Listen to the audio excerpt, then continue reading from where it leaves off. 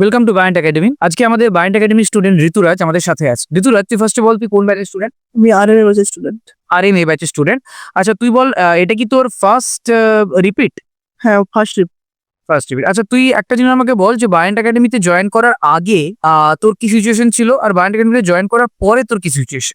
Basically বলতে গেলে তো জয়েন করার আগে আমি একদম জিরো থেকে শুরু করেছি। আর নিট সম্বন্ধে আমার অতটা ধারণাও ছিল না। আমি একদম বেসিক থেকে জিরো থেকে শুরু করেছি। এখানে জয়েন করার পর আমার কনফিডেন্স আস্তে আস্তে বাড়ছে ধীরে ধীরে। কনফিডেন্স লেভেলটা তোর বাড়ছে, ঠিক আছে। কিভাবে মানে বা এখানে এক্সামস গুলোতে কিভাবে হেল্প হচ্ছে তো? এখানে এক্সাম গুলোতে স্যাররা যেমন কোনোদিন লেন্দি পেপার করেন, কোনোদিন ট্রিকি পেপার করেন, কোনোদিন একটু ইজি করেন কিন্তু অনেকটাই লেন্দি থাকে পেপার। এইভাবে টাইম ম্যানেজমেন্ট করার যে ব্যাপারটা, এটা দ্বারা অনেকটা হেল্পফুল হচ্ছে। এবার বিভিন্ন ধরনের ট্রিকি কোশ্চেন, অনেক লং কোশ্চেন কিভাবে শর্টে সলভ করা যাবে এইসব এখানে বলা হচ্ছে। তাই কিভাবে কোশ্চেনটা সলভ করলে তাড়াতাড়ি করা যাবে এটাও জানা যাচ্ছে। এবার তাছাড়াও অনেক কোশ্চেনের সঙ্গে আমরা পরিচিতও করতে পারছি। ওকে ওকে ওকে। আর তাছাড়া আমাদের এখানে যে এক্সামস গুলো হয়, যেমন র্যাঙ্ক বুস্টার টিটিএস বা নর্মাল যে টিটিএস গুলো হয় বা উইকলি টেস্ট হয়, এই এতগুলো এক্সাম দেওয়ার পরে তোর কি মনে হচ্ছে?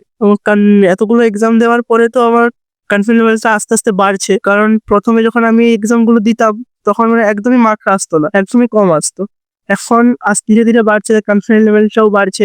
এবার কোশ্চেন গুলোর সঙ্গে পরিচিতি হওয়ার সঙ্গে সঙ্গে কোশ্চেনের ভান্ডার আমার বাড়ছে। তাই জন্য অনেকটাই কনফিডেন্স লেভেল আমার ইনক্রিজ হচ্ছে। ওকে, ঠিক আছে।